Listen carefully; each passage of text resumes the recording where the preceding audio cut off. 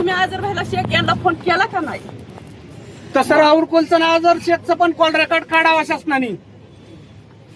ऐका, जनतेचं मत आहे एवढी की विनंती आमचे केली आमदार की मी तुमची आमदार हे बहीण आहे. नसावे, त्यांनी बहीण राजीनामा द्यावा. तुम्हाला बोलते म्हणजे ही जर आणि जनतेतूनच जर भावना उद्भवत असेल तर त्या आमदारांनी नक्कीच याच्यावरती विचार करावा. त्याचबरोबर महाराष्ट्राचे मुख्यमंत्री यांनी सुद्धा विचार करावा. आणि मला फोन करतोय, मुलगी ऐकत नाही. हे तुला कसं कळलं?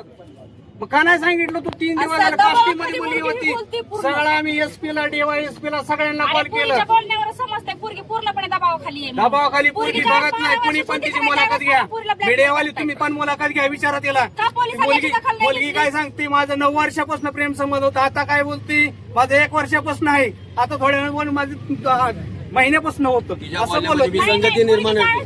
बघा तुम्ही चेक करा ती संगती. पुरीची आई स्वतः सांगते 40 पोरगी 12 वर्षाची 40 पासून पुरी तिला हे कसं 12 वर्षाच्या मुलीला तिची आई किंवा आजी टॉयलेट होती.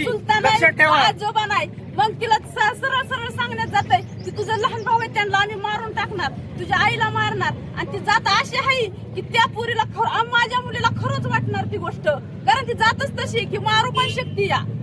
त्यामुळे ती दबावाखाली जिहादचा ह्यांनी प्रकार केला या. उद्या कोण आहे त्याच्यामुळे ती मुलगी त्या लव दबावाखाली जिहादचा जाऊ प्रकार शकते केलेला आहे. त्यांच्यासाठी. भावासाठी जाऊ बी शकते त्यांच्या बरोबर, कारण तिच्यावर दबावच तेवढा आहे. मारून टाकन म्हणलं म्हणून आपल्या भावांपेक्षा आपलंच काय करायचंय, मग त्यांच्यासोबत गेलेलं चांगलं म्हणून मुलगी दबावाखालीच माझ्या त्यांच्यासोबत गेली. भावांना मारण म्हणल्यानंतर आईला मारण म्हणल्यानंतर काय मुलगी राहून म्हणजे असं करायचं या.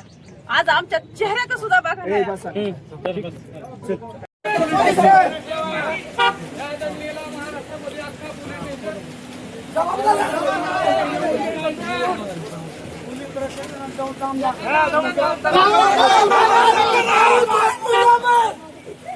राहुल कुल मुर्दाबाद.